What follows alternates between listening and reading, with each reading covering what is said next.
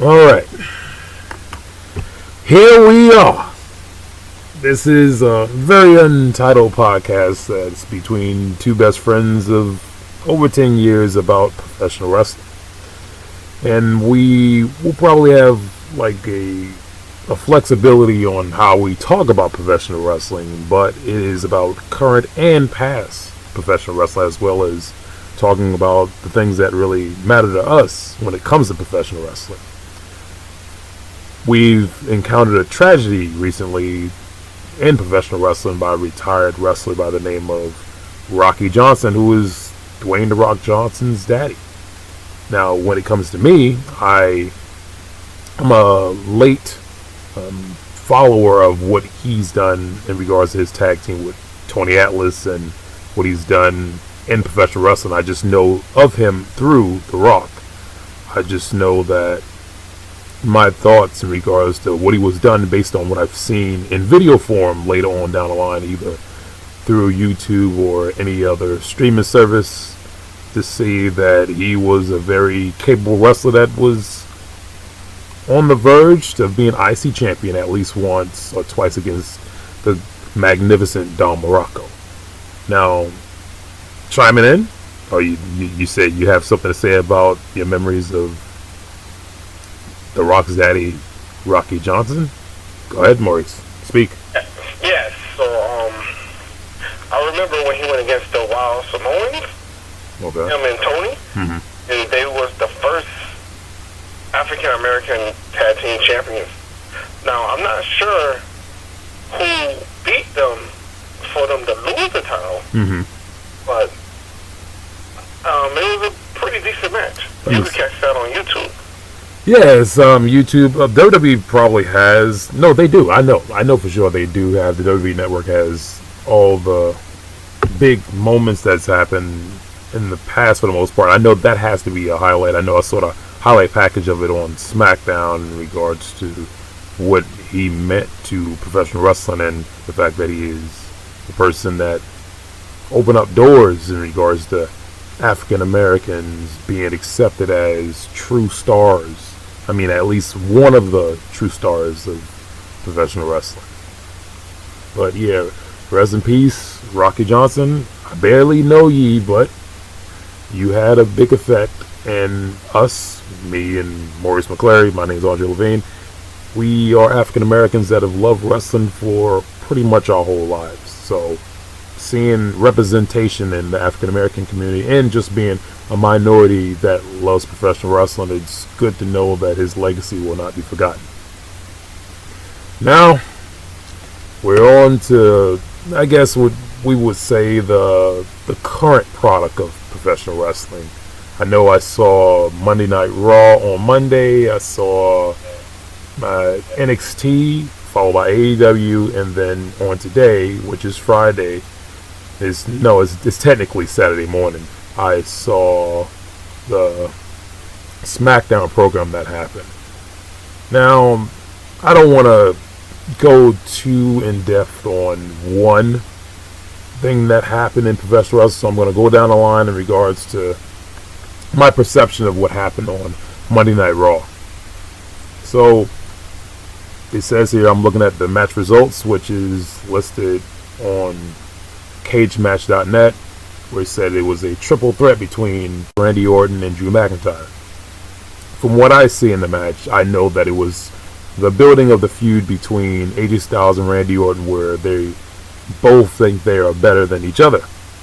And Drew McIntyre came out and pretty much said that his Claymore is bigger than the RKO and anything that Styles could do in the match. So that was made a three-way dance, triple threat match.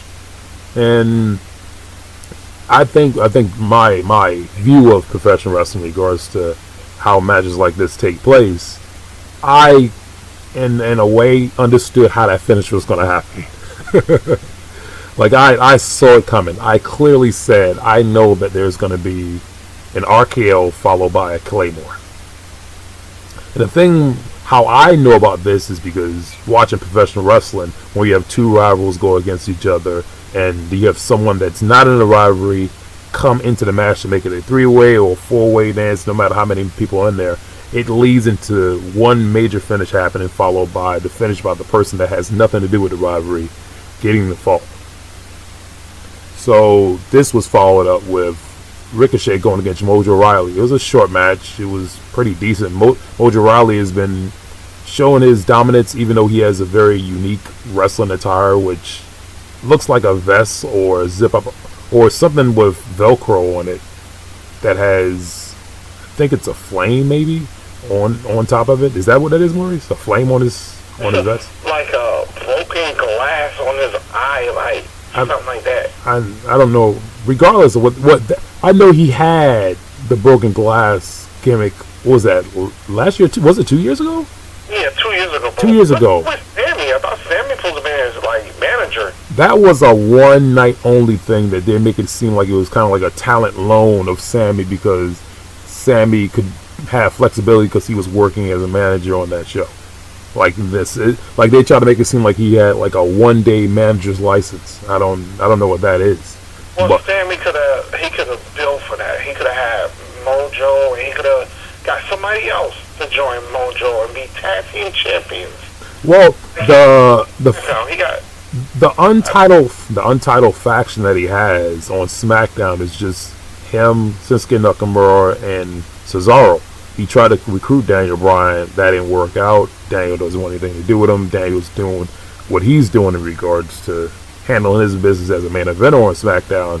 So if they wanted to have him serve as like a Bobby Heenan, where he can just have all types of people underneath his tutelage, like the Heenan family back in the 1980s, early 1990s, then they could have did it. But they don't actually have a name. They have no name, and Sammy's not really a manager. Like, he's a mouthpiece. He's literally the mouthpiece of Shinsuke Nakamura and Cesaro, because from what I gather, they don't have any trust in Shinsuke nor Cesaro talking English, because English is not their first language. It's not like English is the first language of Sami Zayn anyway, because I'm pretty sure, being in Canada, you're speaking French, so you're a French Canadian. Am I right, Maurice? Because you lived in Rochester. Yes, you're a French Canadian, and but Cesaro, he can speak many language. Yeah, I know about that. We know about Cesaro way before all this stuff happened, because of my obsession of independent wrestling that led into me going down the avenue of a promotion called Chikara.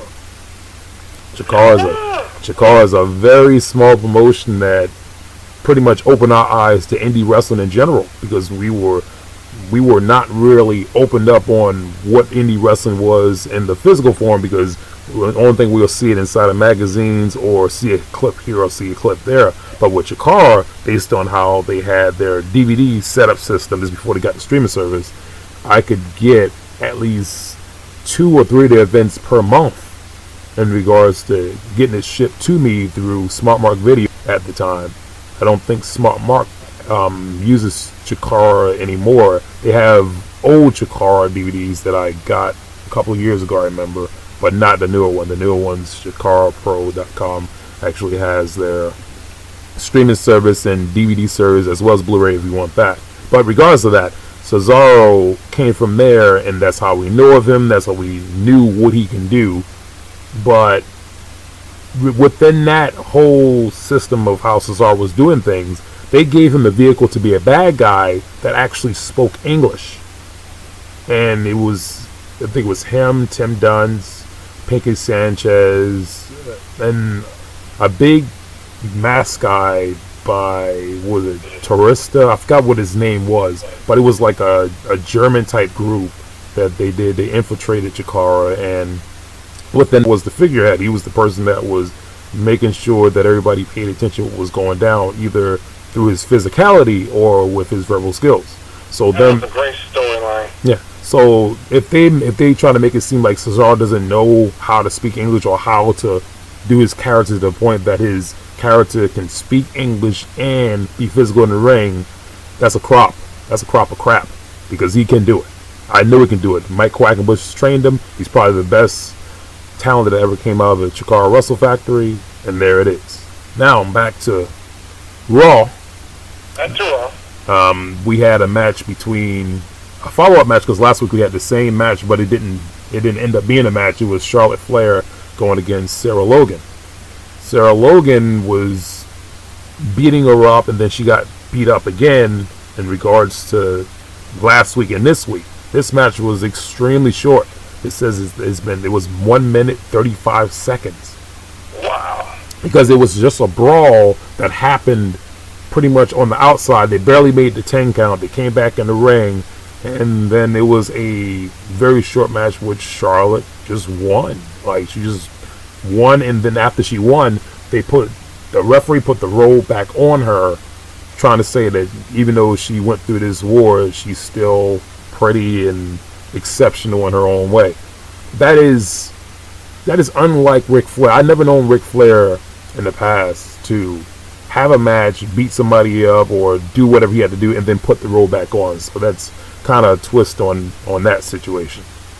Now, I don't know if this is the dread of everybody that actually watches Raw, but I don't really mind the feud that's going on between Bobby Lashley and Rusev, because it's an over-the-top situation that's going down, and it has different layers that people want to see, because if you watch soap operas, this is like nothing too outlandish. If you watch Jerry Springer in the past, I don't know if that's on the air or not, but if you watch Jerry Springer in the past or seeing things in regards to that show, you know that this is just as scandalous as that. And professional wrestling is a soap opera of sorts.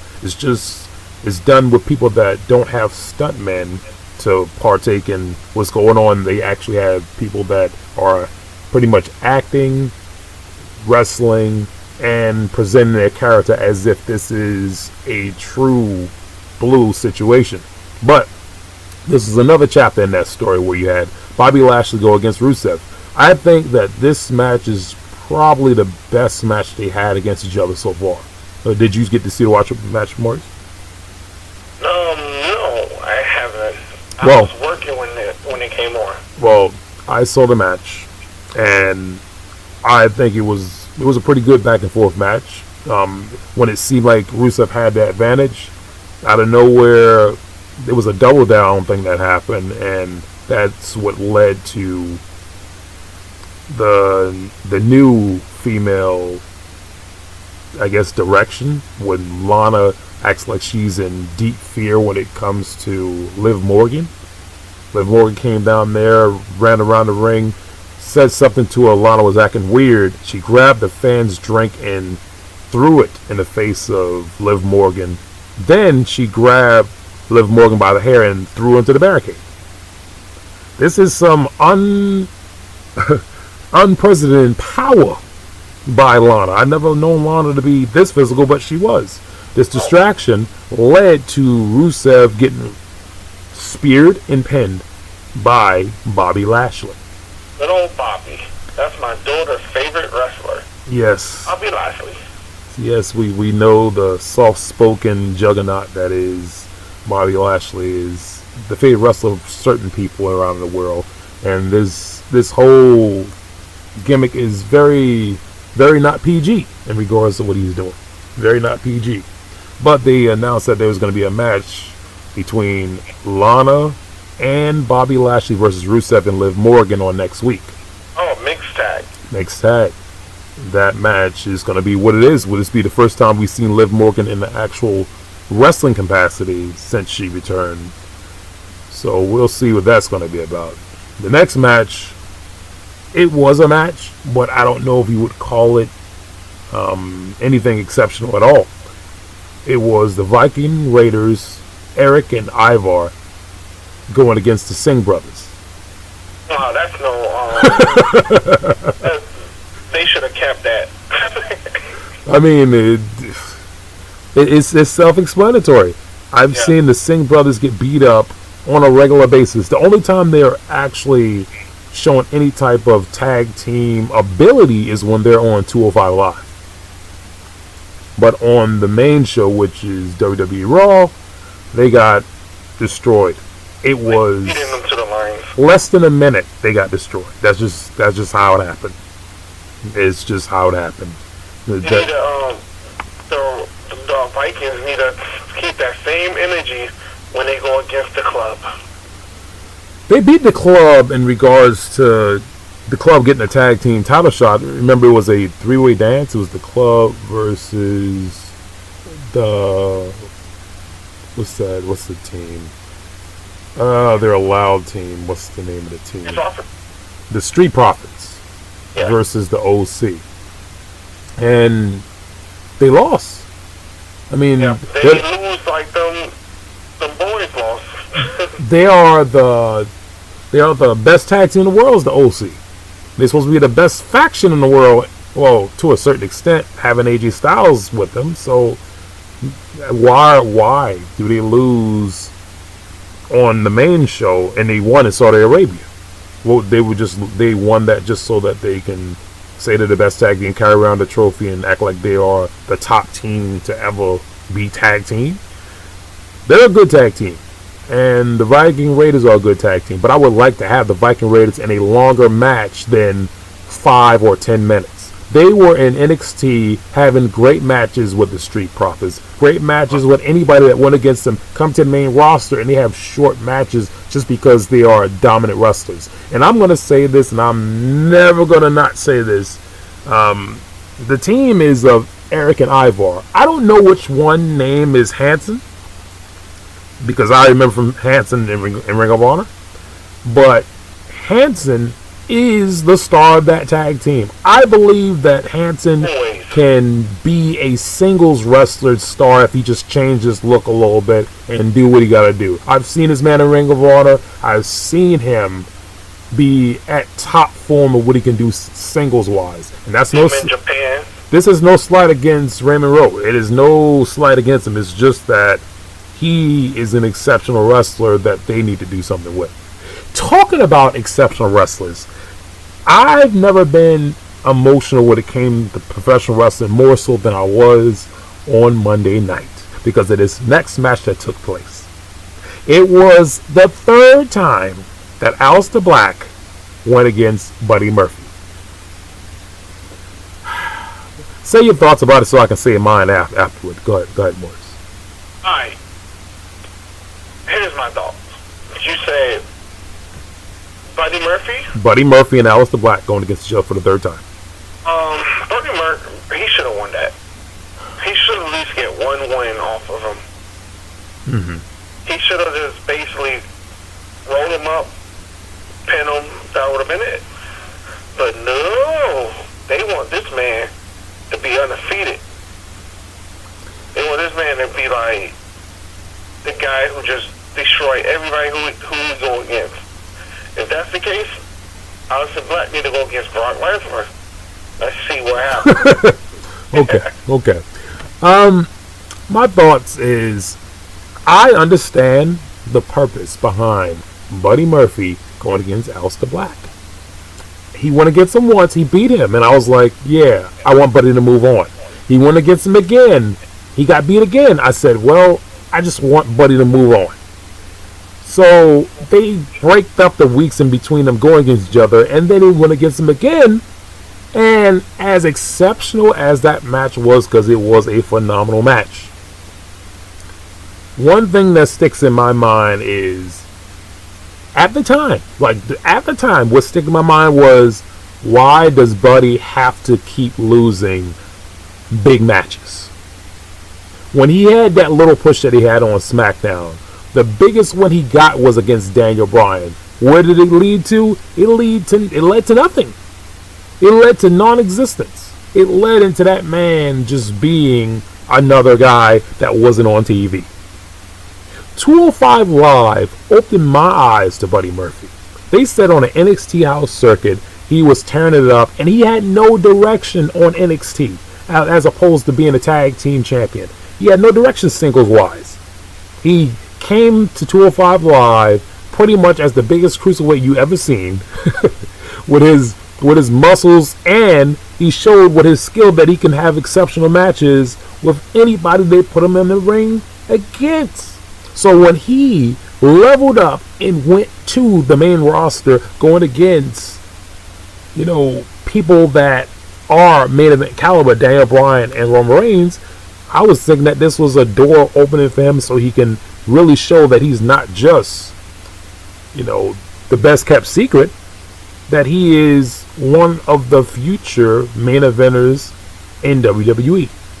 Now, this match took place. I saw it, and as soon as I saw it and it was over, I was like, are you trying to tell me that there is nothing that this man can do to beat Aleister Black? Are you trying to tell me that no one on the main roster can beat Aleister Black? I don't know if you remember, Maurice, but Aleister Black was beat in NXT clean by a certain person. Do you know who he was? It was Neville. He beat him when he was Tommy N, yes. But ever since he's been Aleister Black, the person that beat him clean in the middle of the ring at a takeover. I'm Dream. Huh? It's the Dream. No, it wasn't Dream. Velveteen Dream never beat him. They went against each other one time. He lost. He never beat him. No. Wait a minute. No, he never beat him. No, they went against each other one time. You're right. They went against each other one time. Said his name. He said his name. He told him that that Velveteen Dream will live in infamy. That is not a compliment whatsoever. But the person that beat him said in his promo, "You are a one-trick pony," and he proceeded to beat him clean in that ring. And that person is Tommaso Ciampa. Yeah. Tommaso was the person to beat him clean in the middle of that ring, proving that he was a one-trick pony, and that's why he couldn't beat him. That was an exceptional match also. Aleister Black is an exceptional wrestler. I showed you Aleister Black when he was in WXW, West Side Extreme Wrestling in Germany, on DVD. When I got it, when he went against Pac of all people for a light heavyweight title, okay? So, it's not that I don't accept how much of a high caliber wrestler he is. It's more about the fact that if you are marketing yourself to new viewers, you need somebody to push on to the next level of their career by having a rivalry that is back and forth. I don't think a rivalry is a one-sided affair. A rivalry is when wins are traded back and forth between the rivals. This was not that. This was just a clean 3 sweep to the point that I don't think that they're going to wrestle each other anymore. It was a trilogy, Maurice. It was a trilogy that was like a small version of what happened in ECW between Tommy Dreamer going against Raven. Oh boy. No matter what Tommy Dreamer did, he could not beat Raven to save his life. He beat him one time though. He beat him one time, and that was only because Raven was leaving the company to go to WCW. So, that's weird in itself, but it's facts. So after this happens, I'm pissed, and I'm trying to figure out what are their plans for this man? He's just sitting out there, just like after he lost, he just sat there. Yes, he sat out there during the next match. It was Eric Rowan going against Joey O'Reilly. This guy, I'm not gonna call him what people normally call guys that lose, but this guy, Joey, wasn't trying to see what was inside of that cage. He wasn't trying to see that. But Eric Rowan wanted him to see what was inside the cage. So he didn't successfully do that. He went in there, he put his hand in the cage, Eric Rowan did, and he pulled out blood on his hands because it bit him. Whatever that was bit him. He went in there with his bloody hand and put his bloody hand on the top of Joey's head for the claw slam. The iron claw, I guess. And pinned him. So while this weirdness was taking place, you had one of the interviewers ask Buddy Murphy, can he elaborate on what's going on with him, and he told it he doesn't have time for that right now. So he's sitting there, come back from commercial. It's time for the main event, the very first ever 6-man tag team fist fight. You had AOP and Seth Rollins going against Kevin Owens, Samoa Joe, in the Big Show. This match was chaotic, and the biggest highlight of the match was Kevin Owens running up that half-pipe ramp that they have for a set and hitting the opposition that is AOP with a 1.5 senton. I didn't know Kevin Owens could do that. I don't think anybody else knew. But Kevin Owens knew. He did it before Ricochet could even try to even think about doing anything like that. People don't realize that Kevin Owens used to be called Mr. Wrestling. He was a very creative wrestler. He's a Canadian. He knew how to speak English just by listening to Jim Ross speak commentary. Regardless of all that, in the midst of this chaos, in the midst of AOP going against Kevin Owens and Samoa Joe, you had on the outside the former Universal Champion, the Monday Night Messiah himself, Seth Rollins, go over to Buddy Murphy and wanted him to help him win the match. Buddy was lost to the world, broken and confused. In the great prophetic hands, one with a glove on it, of Seth Rollins, extended it to Buddy Murphy. Buddy Murphy would proceed into low-blowing Big Show, which led into Big Show being thrown through a table headfirst by Seth Rollins and Buddy Murphy.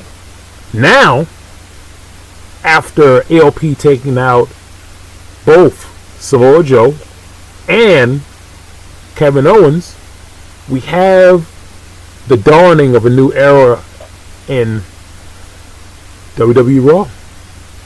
You have AOP, Seth Rollins, and Buddy Murphy. They are the new opposition for all the good guys that want to do something in WWE. The Monday Night Messiah is leading a group down a dark path. Go. Alright, the main event was good. I like Kevin Owens, what he did. He did like some kind of like walking the wall into like a flip out to the ramp. That was cool. Samoa Joe did his thing.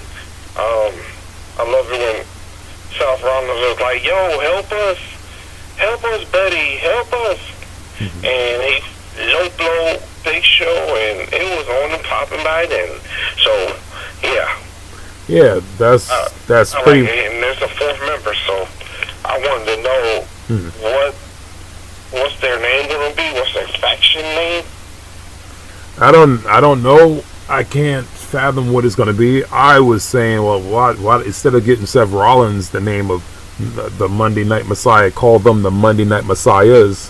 Have them all come out there decked out in white gear and make it seem as if they're like coming from heaven, even though they're evil.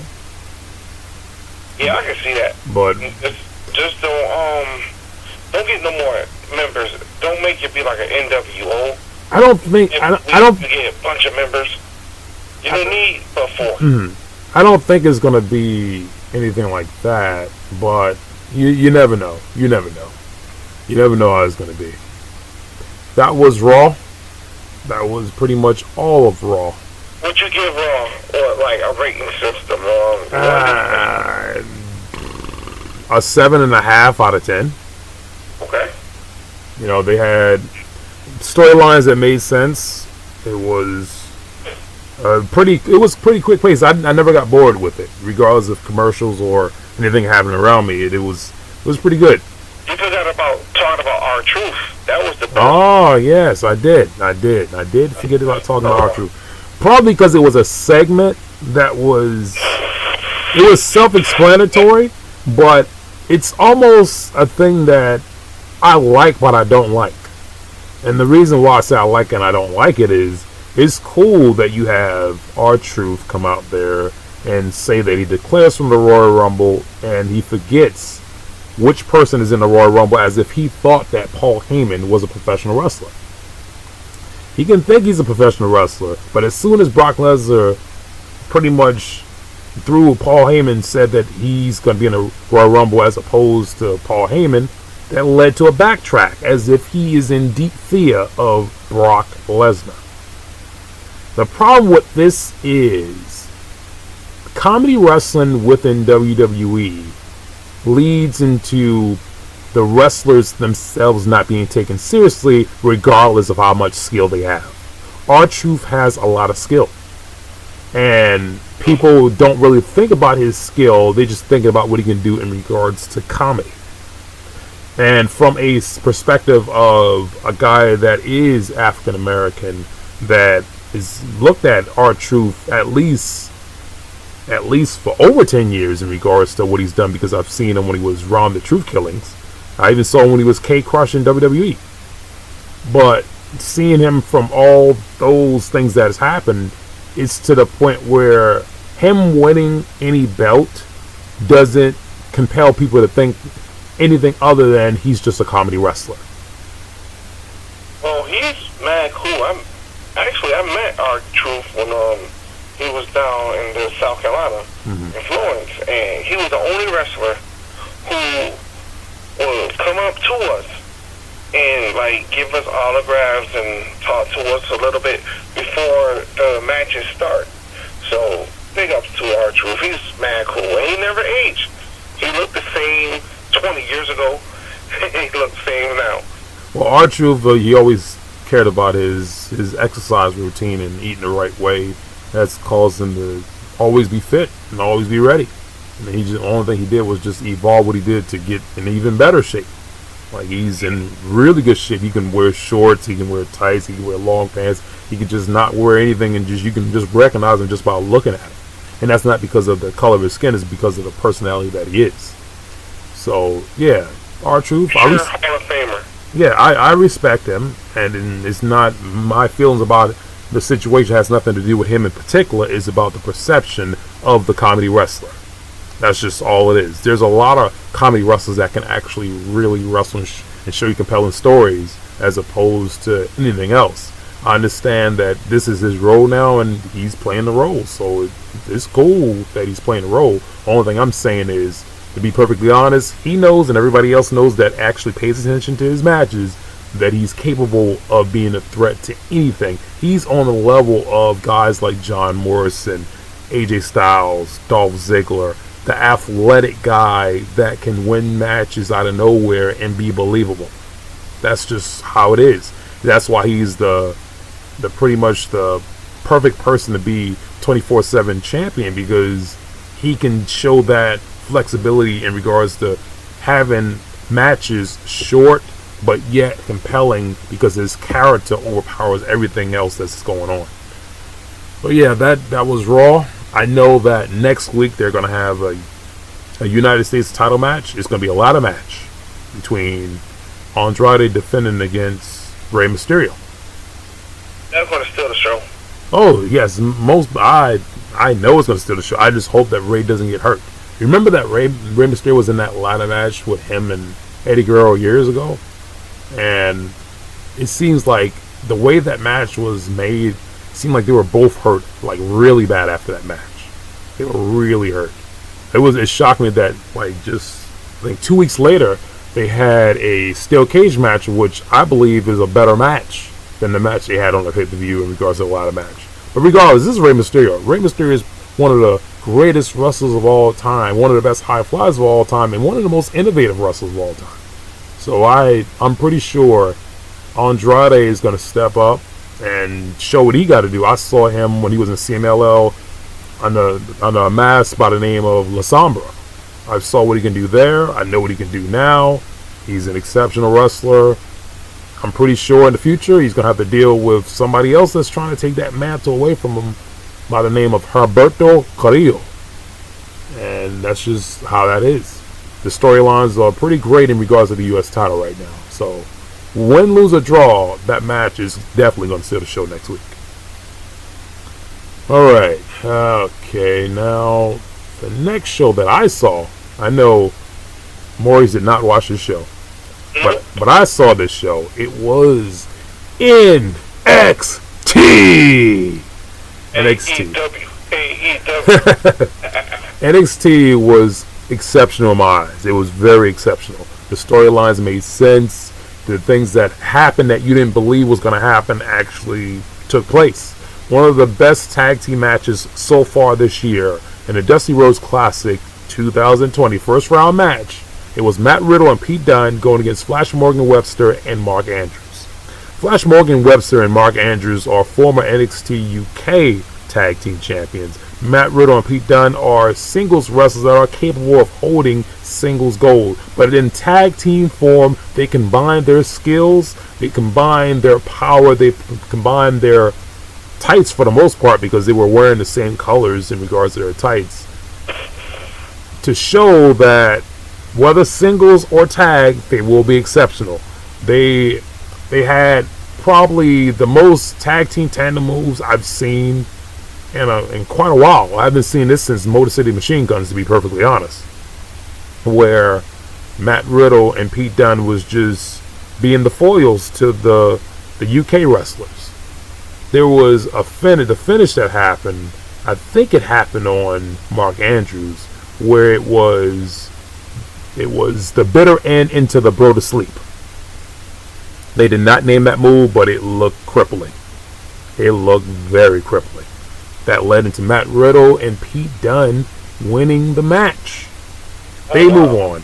They move on to the next round. The next round in the tournament. Next week is the semifinals. So the next match, my personal favorite, I just mentioned him a few minutes ago, one half of the Motor City Machine Guns by the name of Alex Shelley tagging out with his Time Splitters tag team partner Kushida. And they went against Grizzled Young Veterans. Grizzled Young Veterans are very underrated regardless of when they are, no matter if it's on NXT UK, regular NXT. Nobody expects them to do anything for the most part, from what I understand. But one thing I can give them, regardless of their actual in-ring skill, is that Zach Gibson is quite an exceptional promo. He can make you hate his guts just by speaking normal words. That is a very unprecedented thing. I mean, he is the person that won I think it was the second ever the UK tournament, the singles tournament, and he didn't win the title. He didn't beat Pete Dunne in regards to winning the title, but he proved through that tournament that he's a single star, and then he led him into winning the tournament to become the very first ever NXT UK tag team champions, and that proved that he's a tag team star. But in this match, it was back and forth, and it looked like Alex Shelley and Kushida was going to win the match, but Grizzled Young Veterans was not having any of it. They have their finish move, which looks like a powerbomb setup thrown into a double knee lung blower. I think it's called Tickets to Ride. I'm not exactly sure. I've very rarely paid attention to the UK itself in regards to NXT UK because it comes at a weird time. I don't think, Maurice, you don't really watch that too much, but I know you expressly wanted to see it. Do you watch NXT UK? NXT UK, no. I didn't get a chance to see it. Yeah, I know you want to see it, but I mean, they are a very exceptional mat wrestling / high flying type tag team, because the mat wrestling skills of James Drake and James Drake got some mat wrestling skills. He shows some mat wrestling skills, but he has high flying skills along with it. And Jack Gibson, he's the guy that is always the dominator in regards to just trying to destroy whoever he goes against, no matter if it's tag team or singles. But this was a good match. It was a heartbreaker for me because I was in complete silence when Alex Shelley got pinned. Wow. But is they going to wrestle again? Are they going to be teeing up? It's unsure, but I know on the videos that they've done after the match, they wasn't showcased on this programming, but the video that they done after the match, it was a thing where Alex Shelley said that he wants to prove that they are the best tag team, and I guess that's within the WWE umbrella since Kushida is signed. I don't see Kushida wrestling outside of WWE, so he's talking about NXT, so I assume that he will be back. So the next match was a NXT UK Cruiserweight qualifying triple threat match. It was Tyler Breeze, Isaiah Scott, and Leo Rush. This was a very fast-paced match between all three members. All three tried to hit their finishes, or managed to hit their finish throughout the match. Tyler Breeze looked exceptionally well, seeing as he's not currently in the Breeze Dango type situation right now, since Fandango is injured and he's recovering from that elbow injury he had to get surgery on. But it was a very back and forth match. It seemed like Leo Rush was going to get the pin, but in the end it led into Isaiah Scott pinning Tyler Breeze with his JML driver, which is a modified Michinoku driver. I think it's something like the Cradle driver or the Rubik's Cube type move that Kazuchika does. He used it as a finisher. He got the win. It's going to be him versus the Cruiserweight champion Angel Garza versus two NXT UK wrestlers that are not shown at this time, because they're going to have qualifying matches, I believe. It's 2 qualifying matches. They'll probably have them on NXT UK in the next week, probably. Okay, now this led into the main event. The main event was the number 1 contendership for the NXT Women's Championship, and it was a battle royal. This battle royal had a lot of things happening all at the same time. One thing that happened in this battle royal is that, I don't know if you do, but I did not expect to see Shayna Baszler come back to NXT. Did you expect her to come back, Maurice? One. Well, I really wasn't expecting Shayna to be there, because I thought she would have been like just chilling and in the back, waiting to beat up somebody else. But she came and went to the battle royal and almost won it. Yeah, when I saw her in there, I was like, oh man, is she coming to get a rematch for the NXT Women's Championship? I was like, wow. I mean, if she comes to win it, then she goes out at TakeOver to go against whoever wins at the Worlds Collide between the current NXT UK, the former UK champion. Well, both of them are former UK champions. You have Toni Storm. She wants to challenge for the NXT Women's Championship, and then you have the former NXT UK champion, the current women's champion. She wants to show what she has against Toni Storm, because she never beat Toni Storm. Like, Rhea Ripley has never beat Toni Storm, except for that one time that she actually won the tournament, I believe. I think when she won the tournament, that's the only time she beat her. So she never beat her in any other match that followed up, because, you know, all the matches she had against her, she was never able to get the UK title again. That led to her being on the normal NXT when she actually is the champion now, after she beat Shayna Baszler. Regardless of that, there's a lot of eliminations. The most eventful interaction that happened in regards to the match was the new recruit to NXT, Mercedes Martinez, when she had her little scuff with Shayna Baszler. Shayna Baszler ended up eliminating her. Regardless of that happening, it seemed like Tegan Nox was on the road to winning the match, but out of nowhere, Dakota Kai came and eliminated her. And one thing that happened once she eliminated her is she threw that knee brace at the head of Tegan Nox, and I was like, wow, did she try to knock her out on the floor? You know, it was just weird. I'd never seen that before. I'd never seen that before. It was sick when I looked at it. So that led into Shayna Baszler think she was going to win the match herself. That's when the green-haired Shotzi Blackheart, yes, there's a female wrestler in NXT UK. No, NXT. I keep on saying UK because I'm so used to talking about that, because it's on my mind lately in regards to their takeover. But in regards to NXT, she's a new recruit. She came from Evolve Wrestling, I believe. She came from Evolve. She got signed by William Regal at an Evolve show, and now she's here. This is, I think, the 3rd time I've seen her, and this time she eliminates Shayna Baszler out of nowhere. But Bianca Belair came from behind automatically afterwards and eliminated her. So the last two was Io Shirai and Bianca Belair. The rest of this Battle Royal confrontation between these two was pretty much back and forth. But there was no time that I think that Io Shirai could do anything to really eliminate the strong, powerful Bianca Belair. Because once Bianca got out of one move after another move and prevent her from doing other things, I just saw the finish coming. I didn't know how she was going to eliminate her, but she did eliminate her with her finisher, which almost looks like a burning hammer, but she threw her with it to the floor where she landed heel first and then head over heels type situation. It was a weird thing. It's almost as if it's almost like she got put through a table. That's pretty much how she rolled out of that situation. But Bianca Belair, she won. I can't get mad at it, even though I wanted the Io Shirai to win.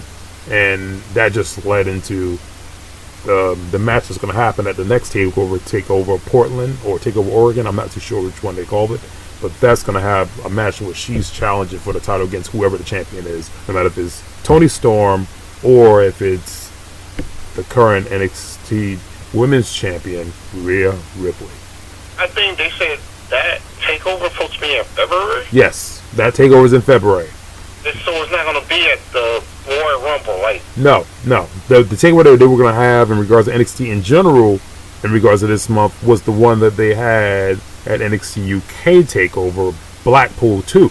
But in regards to NXT having any type of big show unto themselves, that's only going to be Worlds Collide, and that's before the Royal Rumble, where you have NXT versus NXT UK, which the main event is going to be Imperium going against all of Imperium versus all of Undisputed Era. Another match is going to happen there. You're going to have the Cruiserweight title match that I spoke about earlier, and they announced, because there was a situation early in the show where you had Tommaso Ciampa.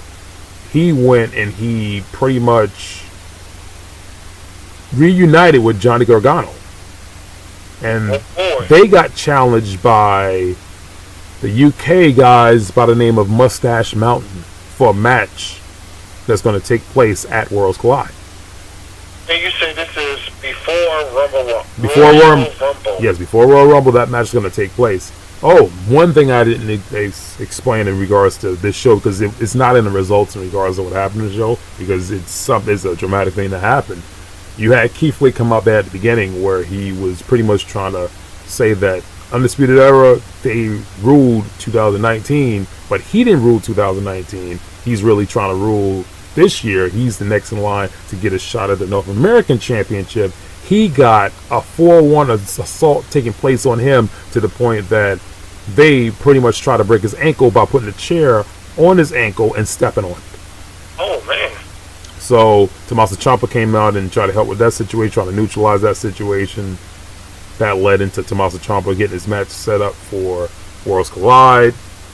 They also announced at Worlds Collide I forgot, how do you say that guy's name? The Dragunov guy? You know what I'm talking about? The Ilya Dragunov? Yeah. He's going against Finn Balor on that Worlds Collide show. Oh, man. Finn, yeah.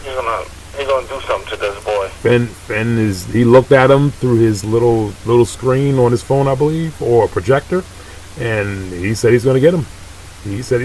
And I'm pretty sure he's in line to get him. Like next week on NXT, there's a lot of stuff that's going to take place that's going to try to, dismantle what AEW is trying to do. Wait a minute now. I love the AEW. But we'll talk about AEW in the second part of this broadcast, will take place later. But right now, the sleepy and sleep deprived Maurice McClary has something to say about his day. So go ahead and say what you got to say. Dude, it is 1 o'clock in the morning. And the best time to do our podcast is at 1 o'clock or 12 o'clock, because I have kids, and Dre, you have your sister there. So everybody sleep. The dog has finally stopped barking, and so we can do this with without us stopping, unless I fall asleep. But today was a good day. I took my family to the zoo because on Fridays in Columbia, as long as you live in Columbia, you can go to the zoo for free. Only on Fridays, all the way through, I think the end of February.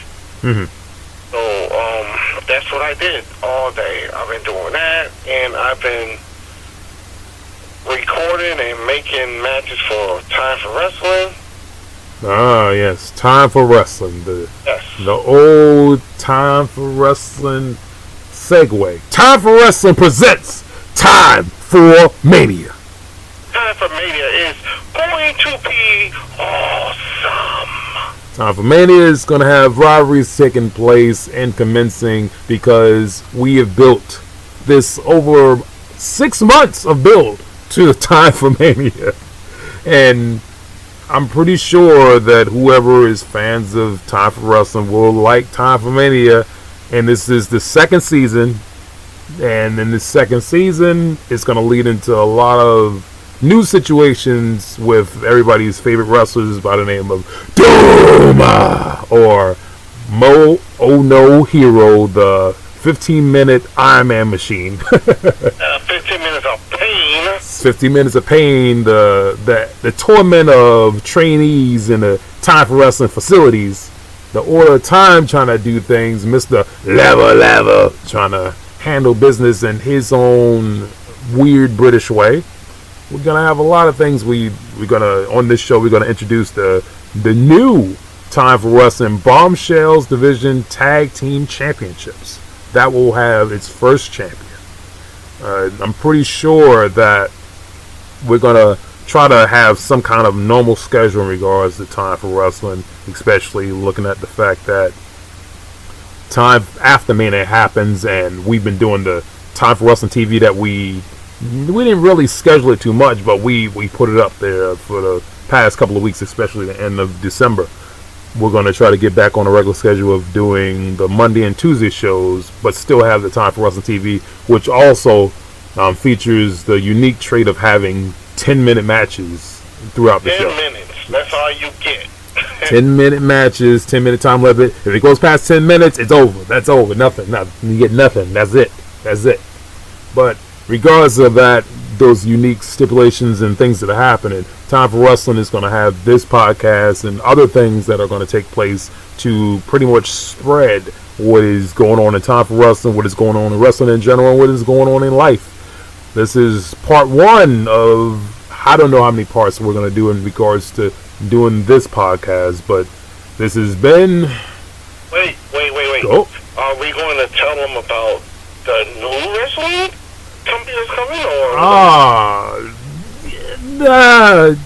When they have that wrestling promotion game by the name of Retro Wrestling come out, we're going to do our own spin on that game, just like we did for Time for Wrestling. It's going to be time for Retro Wrestling, and we're going to have an old school feel to it, and we're going to, have like probably be like, I don't think the match is going to be any more than 10 minutes, maybe 10 minutes, but it'll be something different than how we have on Time for Wrestling right now.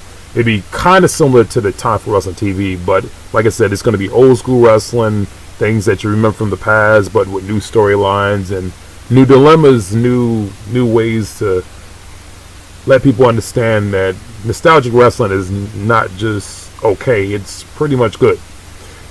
Now, I think on the second part of when we talk about this, we'll probably talk about other shows, but one thing in particular that we're going to talk about is old school wrestling.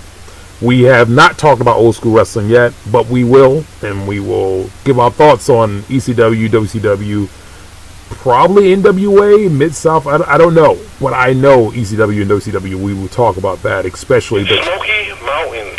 Smoky Mountain Wrestling is kind of familiar to me, but not as familiar as, Mid-South Wrestling or Memphis Wrestling. I know I've seen a lot of Memphis Wrestling, specifically, Jerry Lawler. You have, was it Dutch Mantel was there, Buddy Lindell, Buddy Lindell, yeah. And Buddy, Superstar Bill Dundee. Yes. Yes, he was Superstar there. Bill Dundee was That there. was my dude, man. That was my guy.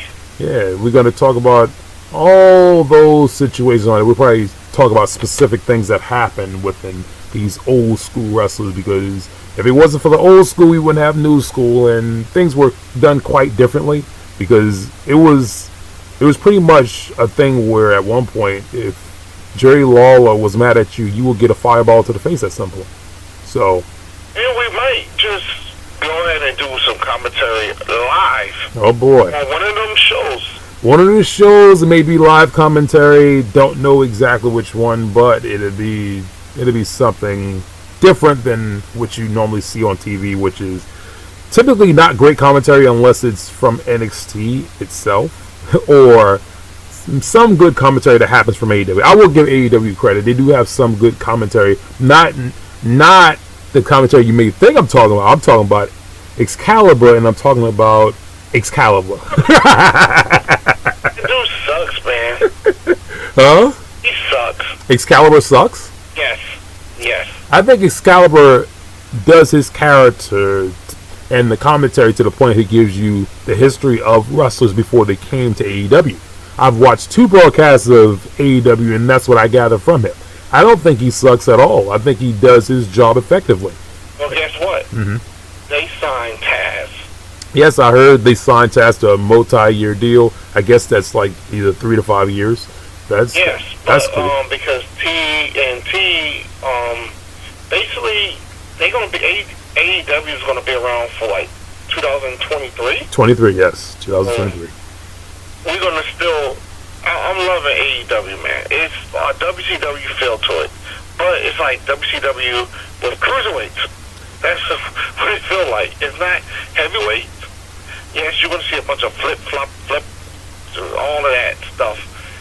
People just doing a bunch of flips. And I'm not going to get down the line to how I feel about AEW in general, but one bright spot that I see in AEW is the feud that's currently happening between MJF and Cody. That in itself makes me want to see AEW. If nothing else, that makes me want to see AEW. So you don't want to see Chris Jericho and John Moxley? I'm going to reserve my opinions for the whole Chris Jericho situation at another time. I'm trying to be positive, Maurice. This is supposed to be a very... Mr. Bubbly Man was one of my favorite wrestlers. I'm not going to lie. He was one of my favorite wrestlers for a long time. I got his DVD that he had. There was a 3-disc DVD about his career in WWE. It was exceptional. That was like the best DVD that year. It's not that I don't like Chris Jericho. I just don't know who that is. He got big. It's not about his weight. It's about I don't know who that is wrestling wise. I don't know who that is. His cardiovascular ability is something. When you have Kevin Owens pulling off what he pulled off on Monday with weight on him, what's preventing Jericho from doing the same thing? And I'm not trying to be controversial. It's just that there's something really wrong when you have a 65-year-old man by the name of DDP show himself to be a guy that's capable of wrestling at any age, and Jericho is wrestling, but it's almost as if he's wrestling as if he doesn't really want to put so much effort in regards to doing what he has to do. That's all I'm saying. If you put full effort, that's one thing, but it doesn't feel like full effort. It feels like it's kind of half-cocked. It looks like he's tired. He looks like he's tired. Dean Ambrose, I'm not going to hate on Dean Ambrose or John Moxley. I like John Moxley when he's not in hardcore matches. Yeah, but you gotta remember, John Moxley, he travels. He's not just doing AEW. He's doing Japan. He's doing other indies promotion. Oh, So I'm not like everybody else. I'm not hating on him at all. I like Dean Ambrose. I like John Moxley. Is John Moxley my favorite wrestler in AEW? No. Will he ever be my favorite wrestler? No. Was he my favorite wrestler as Dean Ambrose? No. Okay? I'm not gonna sugarcoat it. He wasn't. I liked him. Like if you ask me back then who was my favorite wrestler in regards to the Shield, promo wise it was him. But it was never him as a wrestler. Seth Rollins is the best wrestler, and the best presence was Roman Reigns. That's just how it is. Like, and it's still like that. Who's your best wrestler in AEW? Who do you like? The best wrestler in AEW that I see. Okay, I'll put it in different categories. If you talk about veteran, well, like the person been wrestling for at least 10 years. No. What? Like, the person, like, you turn on your channel. No, I'm telling you, I'll put it in categories in regards to my best wrestler. It's more than one. Is what I'm trying to tell you. All right, well, give me the top 3. Okay. In regards to top 3, I'm not gonna put it in top 3 because you're trying to do something I'm not even trying to do. I will put it in the categories of expertise. Well, like somebody that's been wrestling for a long period of time, or like 10 years or more, I'll give it to Cody. Okay. Okay. If you're talking about like a new star, I'll give it to MJF. But if you ask me, out of everybody that wrestles there, who I want to see succeed in regards to the future, I'll tell you Darby Allin. Yeah, I like that guy. Yeah. Those are the guys that I like seeing in AEW. There's other guys, but those are the top 3 guys I like seeing in AEW. If you call it like tag team division, I think that the Best Friends tag team and trio could be more than what it is. I'm tired of seeing them lose. I'm being honest. I'm really tired of seeing them lose. They lose a lot. A whole lot. I like the Young Bucks. I do like them. Are they my favorite tag team? Not really. Not really. I think that the best tag team in AEW is the Lucha Brothers. That's it. The Lucha Brothers. Yeah. Wow. That's the best tag team in AEW, the Lucha Brothers. They have the best combination in regards to not just believability, but making you feel what their matches are about. And that's one thing that tag team wrestling is missing in general in America. And these are 2 Mexican wrestlers in this American promotion, no matter if they win or lose, letting you understand that they want to be the best tag team in the world. That's just how I feel about it. But like I said, we covered a lot of things. There's more that we'll cover in part 2, but this is just the beginning. This is just the beginning, y'all. The way of the day, and we'll recap more stuff later. We will commentate that live commentary. I don't know how long that is. It depends how long the show is, but it will be done in the best possible way it can. But enjoy this right now, and this has been the Untitled Wrestling Podcast that is on Time for Wrestling YouTube channel. So, with that, c'est la vie, c'est la vous, goodbye, sayonara.